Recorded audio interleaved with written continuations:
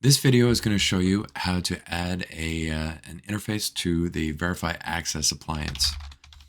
Now, this appliance has already been configured, obviously, with one interface because we're able to access it by the internet, by the network. And but what we want to do is we want to create a new interface that does not have management access. So if I go under System and I select under the network settings, I select Interface, I'm going to see the existing interface. Now, ideally, you would probably like to have a second physical interface. We only have one in this lab here, so I'm going to go through the steps on this. So what I'm going to do is I'm going to say edit that interface. And under the IP settings, I'm going to create a new one. And I'm going to say this is 192.168.255.87.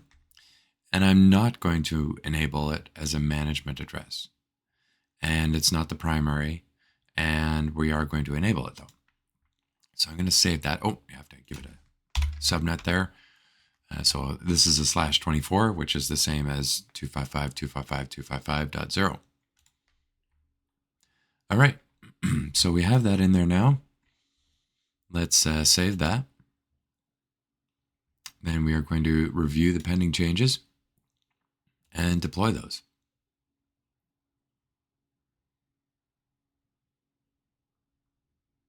All right, because we made a change to the network interface, this is going to pop up. It's pretty normal. So we just click on there, and after it's done the reconfiguration, we'll get the login page again.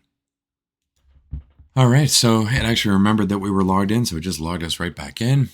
So we now, if we go back under the interfaces section, we can now see we have two interfaces.